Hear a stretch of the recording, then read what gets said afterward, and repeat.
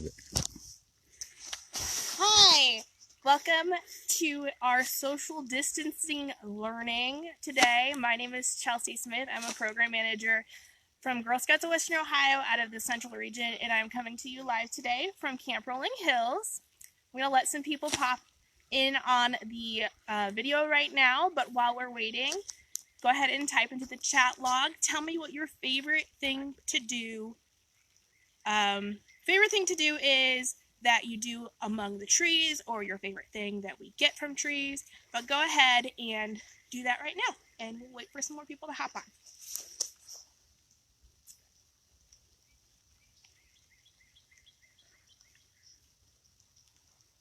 All right, again, my name is Chelsea, and we're going to learn about the Cadette's tree badge today. But while we're waiting, go ahead and comment what your favorite thing we get from trees is, or your favorite thing to do among the trees is.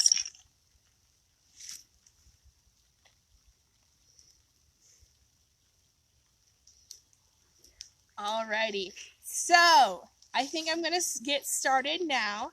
Like I said, we're going to be working on the Cadette's tree badge, and there are 5 steps to that badge. First one is try some tree fun. Step number 2 is dig into some amazing tree science. Step 3 is make a creative project starring trees. Step 4 is explore the connection between people and trees. And step 5 is help trees thrive. I included a YouTube video in the event so you can complete step 1. If you haven't watched it yet, you can do that after our Facebook Live. It's a video on all about tapping trees and getting maple syrup, so it's pretty cool. I hope you watch that. Today we are working on step 2, which is digging into some amazing science of trees, but the part we're going to actually doing is showing you how to be a naturalist or in your own neighborhood or your own backyard or wherever you are. And to do that today, I'm kind of in my own backyard, so I made a map. You can get a map, you can draw a map, whatever you want, but I made my own map of the trail that we're on today. I'll show you that right now. So I just drew this cute little map right here. The brown is the actual trail. I got some trees on the outside. I got the creek down there, but draw whatever you want. And again, you can do this later. You don't have to do this right now. You're just going to follow along and see how to do this step. Okay. So I came out here a couple of days ago and I marked off all the trees I'm going to take you to. We need to identify at least 5 trees out here in nature and kind of talk about them, where they came from. All the trees that we're looking at today, they all grew here because a seed fell or was planted, or an animal dropped it or something like that, and that's how these trees got here. This is not like an orchard or anything. These trees weren't put here by humans. These trees grew here naturally. So we're going to go see our first tree, and follow me. I did forget to mention that you might need some resources when you go out to go look for these trees. You might not know which trees you're looking at. So a couple things you can do is you can get some tree identification books if you have those available. I have a Peterson's First Guide right here. Sometimes you can use those. This one's very broad, so it shows you trees from a bunch of different places. So if you can find one that is more specific to where you are, that's great. The one I'm going to be using today is one that I actually got in college. This is Trees, Shrubs, and Vines of Southeastern Ohio and Appalachia. I got this when I took a dendrology class, and this book was actually written by one of the course instructors, and I use it all the time. And it's a really cool book because it's actually a dichotomous key, and if you don't know what that is, it asks you a bunch of questions about what you're looking at, and you narrow it down from there to be able to find what you're looking for. Now, if you don't have any books available to you, don't worry. Most of you have a phone or an iPad or something like that available to you. So you can actually go to one of my favorite apps, which is the Virginia Tech Tree ID app. It's a free app, and it shows you a bunch of different pictures of the different parts of the tree. So make sure you download that when you go and look for trees. Okay, so I jumped the gun, but I'm already here. This is our first tree. And I also brought a pair of scissors with me since I did mark the trees. That way I can get this string off, so that's no longer going to be hurting the tree. Okay. So our first tree right here, this is a younger one. It's very small still, but we're going to try to identify it. And one of the easiest way to identify trees is actually by the leaves, but as you can see right now, there are not a ton of leaves out on these trees. So we're going to be looking at some different ways to identify these trees. This one, part of the way you can tell is the bark. You can look at the color. It's fairly smooth.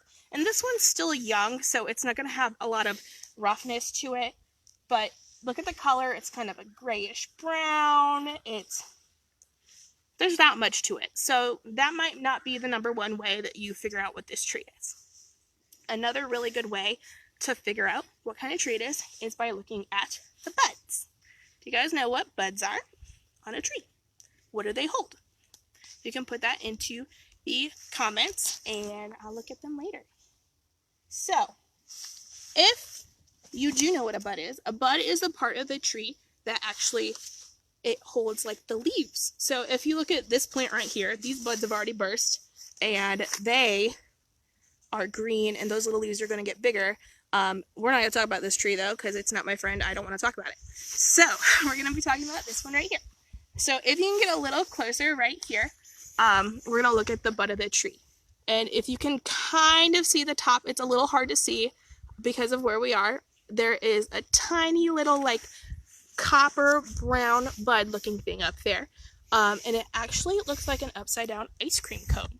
And the upside down ice cream cone tells you exactly what kind of tree that is, and that this is a sugar maple. So if you guys watched the YouTube video earlier, you were learning how to get maple syrup from sugar maples. Now maple trees, all of them have the ability, or most of them anyway, have the ability to produce maple syrup.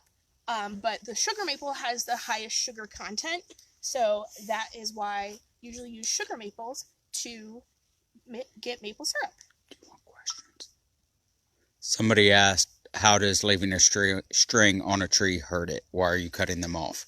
Oh, so the reason that I took the string off the tree is that if I were to forget that string was on that tree could get bigger and it would dig into the tree. And we don't want that to happen because that could hurt the bark and it would have to heal around that piece of string. So we don't want to do that. Any other questions? Okay, so that was our first tree. I got my map right here. I'm going to mark where I found this tree and what kind of tree this was. And my map is not super great, but I am going to mark it around right here.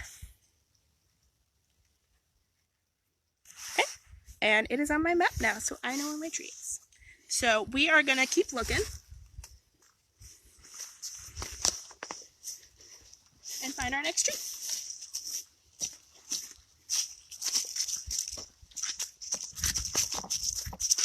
You guys are super lucky who are on here. You get to see all 7 billion seasons of Ohio right now.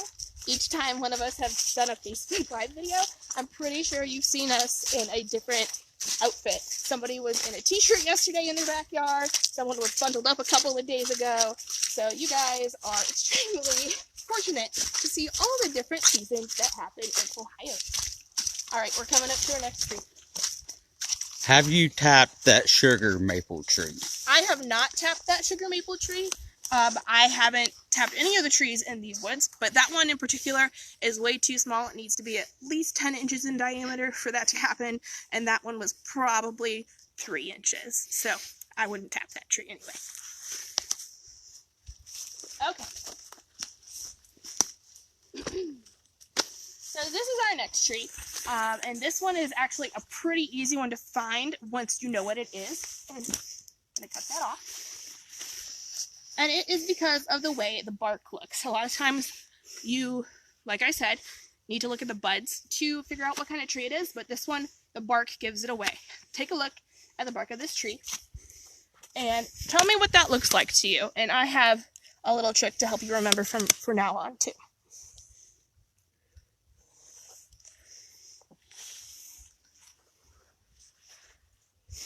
Alright, so what a lot of people think this looks like, and I agree, is it looks like burnt cornflakes. And that is a telltale sign to tell you what kind of tree this is. Now, when there's actually leaves on this tree in the summer, they're kind of a small, kind of like that shaped diamond-y, oval-y thing. And they're kind of jagged at the edges, and they might have little berries on them. So what I'm going to tell you is this tree is a wild black cherry tree. Wild black cherry trees, I wouldn't recommend that you eat the fruit off of them because they do contain cyanide, so please don't eat them. But they are very nutritious for a lot of animals, like birds, who will eat their seeds, and then that's how you see a lot of wild black cherry trees out here, is the birds will poop out the seeds and then they'll grow where they land. So this is your wild black cherry tree. Do you use certain strings for certain trees? You can. I did not because I didn't need to. So, alrighty. I put my pencil in my hair. I almost lost it. So I'm gonna say that we're probably about right here on our path. We're not gonna go super far. This path looks crazy. Alright, are we ready for our next one? Let's go.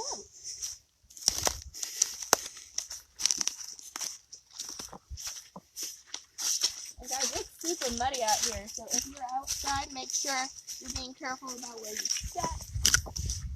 You can trip and fall, which I'm very good at. Almost an expert at this point in my life.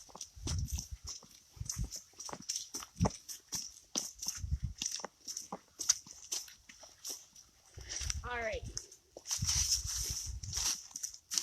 So, this is another one of those trees that if you look at the bark, you can kind of tell what it is right away, but it has some other telltale signs to tell you what it is. So a lot of times, maybe you're at a park or somewhere in public and you might see a tree that has a whole bunch of things carved into it. People might be like, so-and-so loves so-and-so, or they might draw a picture in the bark, which is not good for the trees, by the way, so definitely don't do that. But this is one of those trees, because it's so smooth, people like to do things like that too. So it's a very, very, very smooth bark tree, and in fact, when I used to teach outdoor education, we used to tell kids that this is a brontosaurus leg, because they can get really, really big. That's not true. It's a tree. It's not a dinosaur. Okay, so one way, especially in the winter, to tell what kind of tree this is it usually has its leftover leaves still on it. Now this is actually coming from the tree over here, but it's the same kind of tree, so I'm still going to show you. There'll usually be like an orangish, golden colored dried leaf that's still on this tree in the wintertime and into the spring before the buds pop. So that's one way to tell what kind of tree this is. The other way to tell what kind of tree it is by looking at the buds. So if you can try to get a close-up of the buds, they are a long, like, cigar-shaped bud. And that's one of the ways to tell what this is. This is a beech tree. Okay. And like I said before, people do like to try to carve into them. Don't do that. It's not good for the tree. It hurts the tree. It takes so much time for that tree and so much energy for that tree to heal itself back up. So try to avoid carving into trees. All right, two questions. Yes. One, people are asking how common each of these trees are. Well, depending on where you are, depends on how common they are. Here in Ohio, all of these trees are fairly common.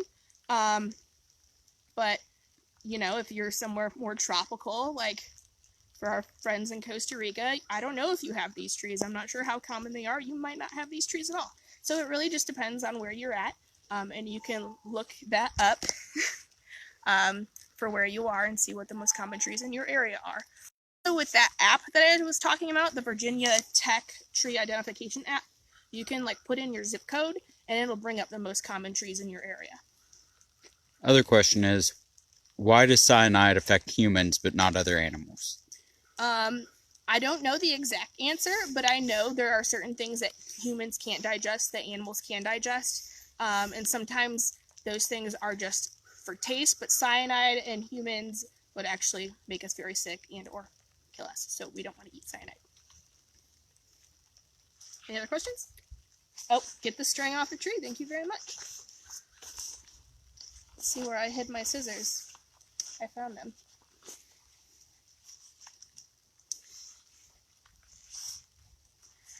Alrighty, we are going to cut through the trees and find our next tree. Do I have all my hands? I do. Let's see it.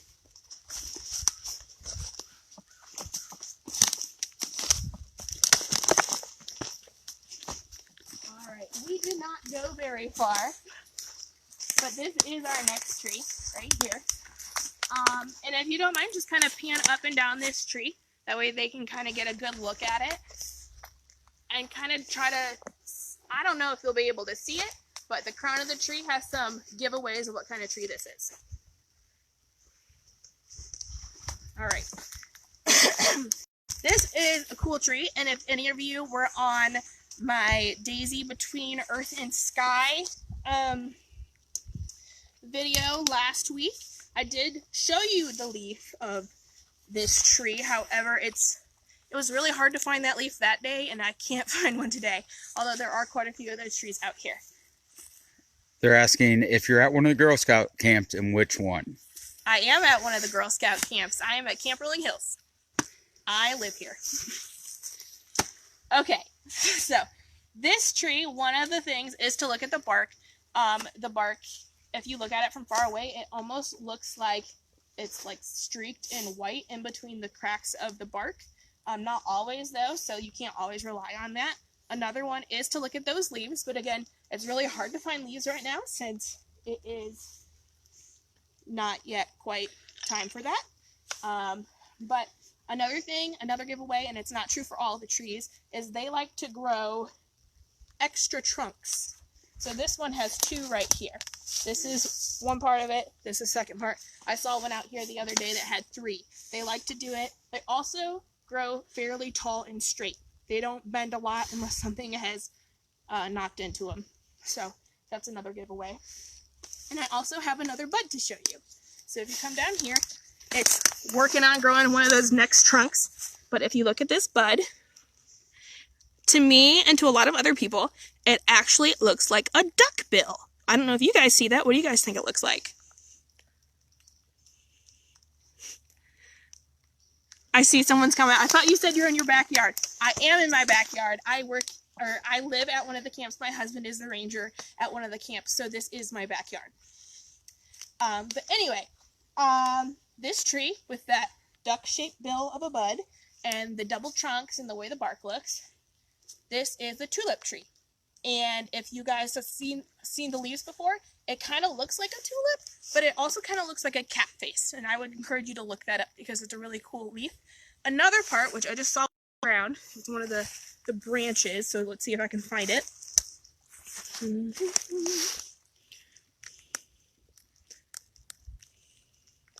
Someone wanted to know why this tree grows an extra trunk. I know some things about trees. I don't know all things about trees, but since I don't know that and you don't know that, I think you should look it up and you should tell me. Why is there white between the cracks? It's not actually white, but it just gives it a look of that it's white. I'm not sure exactly. So, okay. So this right here, this is one of the branches that fall off the tree. This is what the seed pods look like after it's done flowering. If you've ever seen a flowering tulip tree, it has these really pretty like green and orange and yellow looking flowers on it in the spring, and then they'll fall off, and these are what's left. So I said earlier to pan up and look at the top of the tree. You can see a bunch of these still up in the top of the tree, and that helps tell you what kind of tree this is. And I think I forgot to mark a tree earlier. So I'm going to put my beach over here. And now we're over here because we crossed through. So I'm going to mark my tulip tree. Okay. We have one more tree to show you. And then that's some other stuff. Why are most of the trees dead? So the trees aren't dead. It's because of what time of year it is. All the trees kind of went dormant. So, you know, in the fall when all the leaves turn a different color and they fall off, that helps them not use as much energy in the winter. So they lay dormant for the winter, and in the spring, their buds make new leaves, and then they'll be nice and green here in the end of spring, early summer. But for right now, they are still all alive. They are just working on waking back up. Do you plant the seeds? I do not plant the seeds. All these trees came here because either the wind moved the seeds, or a bird or other animal pooped the seed out and it landed where it landed. But all these trees are here naturally.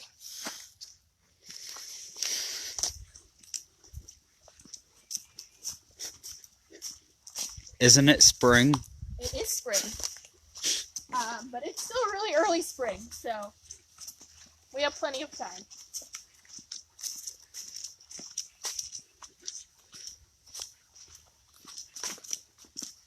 Okay, here is our last tree that we're going to talk about today. And kind of get a nice up and down of this tree. Look at the bark. This bark does help you identify the tree, but so do some other things. How old are these trees? You know, I don't know exactly. Some of them could be 20 years old. Some of them could be 50 years old. The only way to really tell is you would have to cut it down and count the rings on the tree. And I don't want to just cut these trees down to cut them down. So they're going to stay right here. The only reason we really cut trees down here is if they've already fallen or they've gotten injured in the way of a path. So we like to kind of leave the trees where they are. Is some tree bark more or less protective? Why and why not? You know, that's kind of hard to say because I think it gives it the amount of protection that it needs for that tree, but I can't say if there's a tree bark that's thicker or more protective than a different tree bark. All right, so we're going to look back at this tree. So I said kind of look at the bark, and you can pull pictures of this stuff up later, but the bark, it kind of looks like someone ran their nails down the tree, and there's just like smooth pieces of bark and then like jagged pieces of bark, kind of. Does it kind of look like that to you guys? I have no idea. So that's one way to tell, but the other way to tell is looking at the leaves, which there's one, maybe two leaves up there, and they're really hard to see from on camera, so I don't know if you'll be able to see them, but again, look at the buds. It's going to tell you. So, buds right here. It's a cluster of buds at the end of this tree.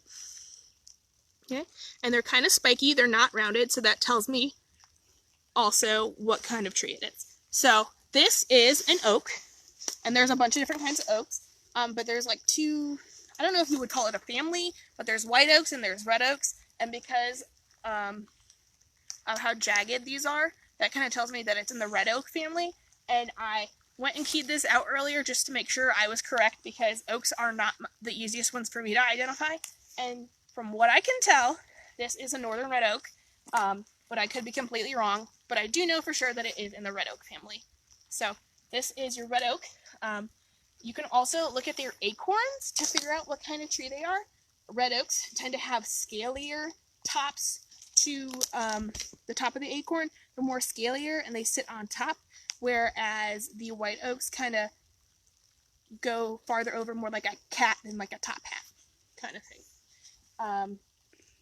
But yeah, this is our last tree. I'm going to mark it on our map. And I would say that we are somewhere right around here. So I didn't go very far, but this is my end result. I have mapped some trees on my map. It's kind of messy right now because it is sprinkling a bit, and all the ink from my notes earlier got all over this. But you can definitely do the same thing in your backyard, at your home, in your neighborhood, whatever. Anything like that you can do. So let's see what else I have to say.